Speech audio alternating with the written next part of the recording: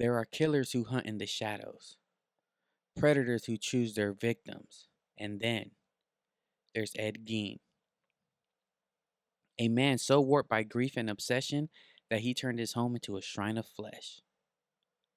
Netflix's Monster drops his name like legend, but the truth is far darker than they showed.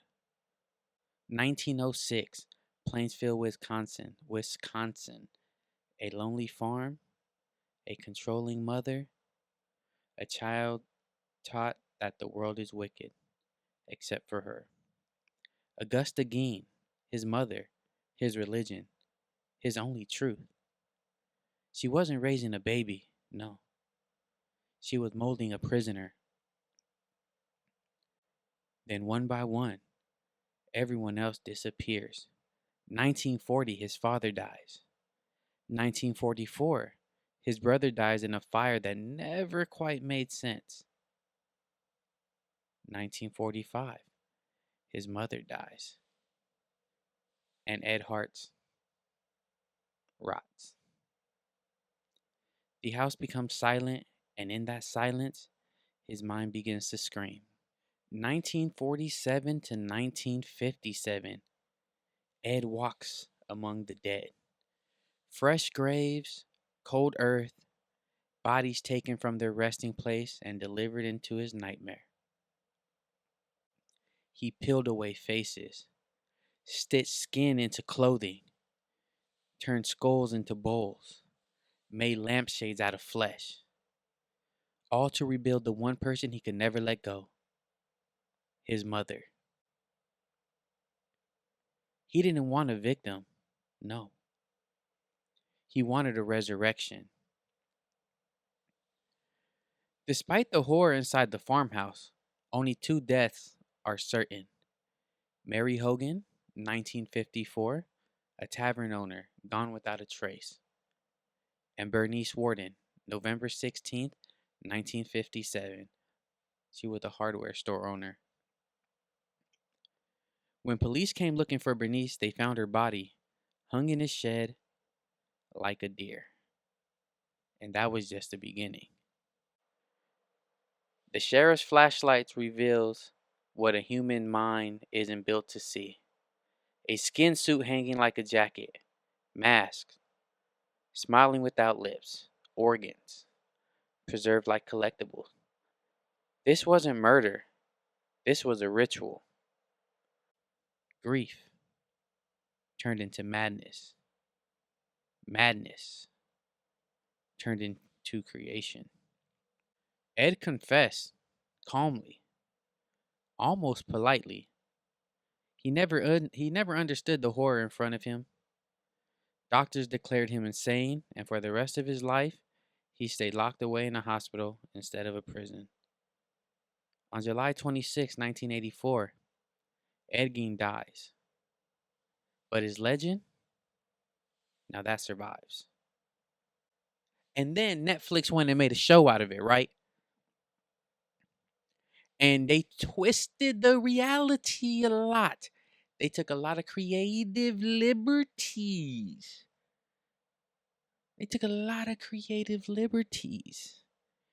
Right?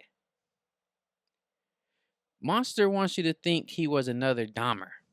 But the truth is, only 2 known murders. The myth, serial killer with many victims. Another myth, he ate human flesh. The reality, no evidence of cannibalism. Crimes driven by sexual pleasure. The reality, the crimes were driven by grief and identity disorder. The myth, a strong link to Dahmer. The reality, barely any connection.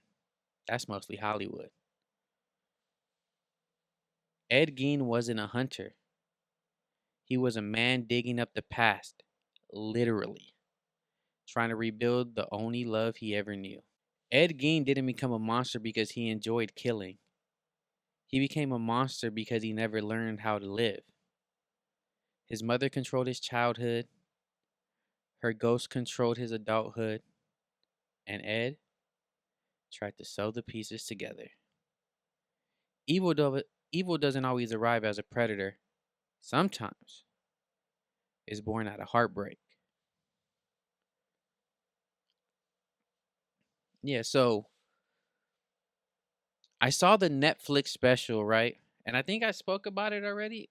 I didn't like the second half of it because they tried to humanize him. Oh, you're schizophrenic. Take these pills. It's going to help. And then he's not schizophrenic no more. Like, what? What? And then too many. And then it was like a bunch of bullshit.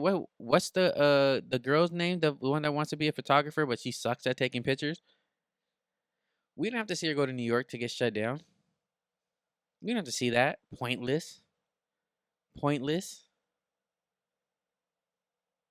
And then they try to say that he gave venison to that family, but it was like we don't know what kind of we don't know what cut this is. Eh, eh. The first 4 episodes were solid. The last 4, they were cool. Like it wasn't bad, but I had watched a video on Camp Gagnon. It's a YouTube channel.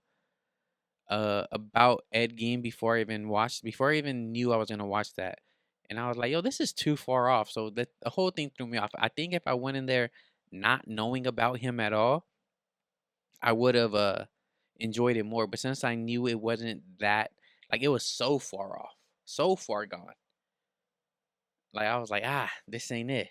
Ah, ah. And then in the TV show, they made it look like he killed his brother, like factual. When in real life, they think he might have had something to do with it, but there's no proof to prove that he actually did it. So I don't know. But the Ed Gein story is crazy. Yeah. I was about to say shout out to Ed Gein, but I mean, hey, shout out to his story. Cause you see what happens when people try to weaponize religion to a youth that don't know no better. It's crazy, man. It's crazy. And I remember I was talking with my coworkers about the husband, right? Because in the show, there's like one day he came home drunk, passed out, pissed himself, and then the mom was mad at the Augusta was mad at him, so they started yelling, and he slapped her, and she just whooped his ass after that, like bop bop bop bop bop bop bop, and then she kicked him out the house, and then she was like, "We'll never have to deal with him again," and then my coworker was like, "Hey, what's up with the husband?" And I was like, I think the husband was a lot like Ed, not mentally all the way there, like easily manipulated, easily controlled. That's why the mom was able to just kind of like punch him up and get him the fuck up out of there. But I don't know. Look,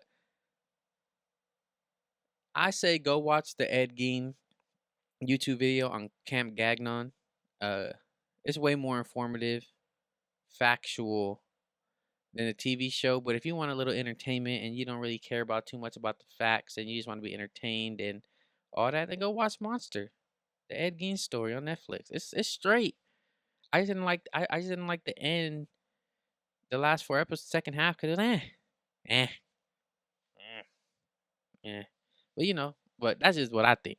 Let me know what y'all think. All right, if y'all seen it, let me know in the comments. Let me know in the comments. Yeah.